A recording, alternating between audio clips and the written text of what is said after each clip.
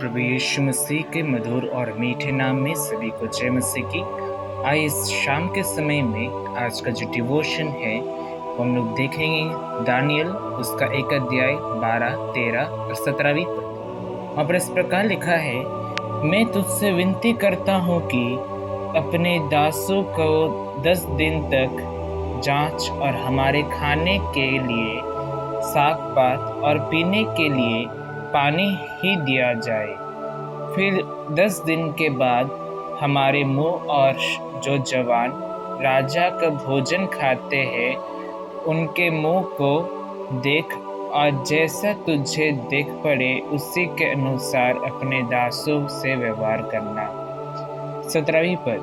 परमेश्वर ने उन चारों जवानों को सब शास्त्रों और सब प्रकार की विद्याओं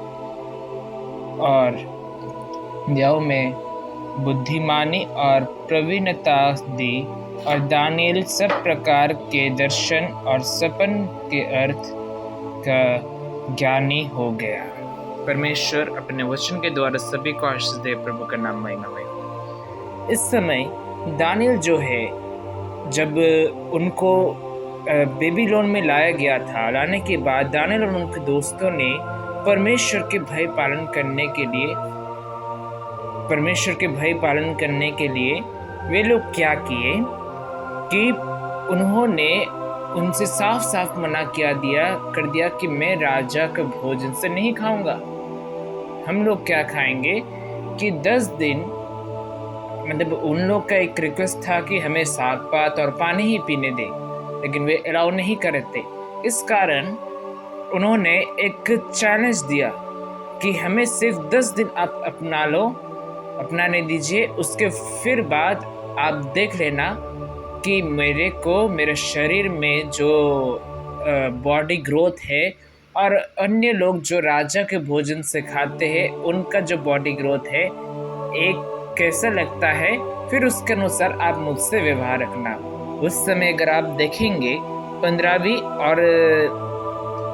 15वीं पद में वहाँ पर इस प्रकार हम लोग देख पाते हैं, और 16वीं पद में भी वहाँ पर ऐसा ही लिखा है कि उनके खाने से उनका अधिक स्वस्थ अच्छा बन गया और चिकने दिखाई पड़े, है ना, और स्वस्थफुल और हेल्दी दिखने पड़े वे लोग।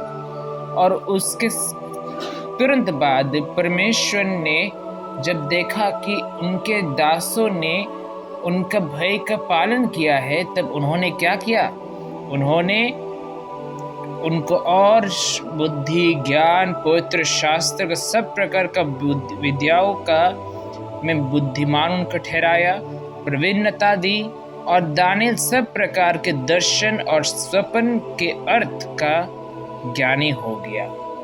यही चीज हम लोग उनके जीवन में देख पाते हैं। तो मेरे प्रिय भाई बहनों, इस शाम के समय में परमेश्वर का वचन आपसे ऐसा कहना चाहता है कि जब हम लोग परमेश्वर के भय पालन करेंगे, सिर्फ और सिर्फ परमेश्वर के भय पालन करने से आप सिर्फ और सिर्फ उसी का ही आज्ञा नहीं पालन करते, बल्कि आप अपने स्वास्थ्य का भी ख्याल रख पाते हैं।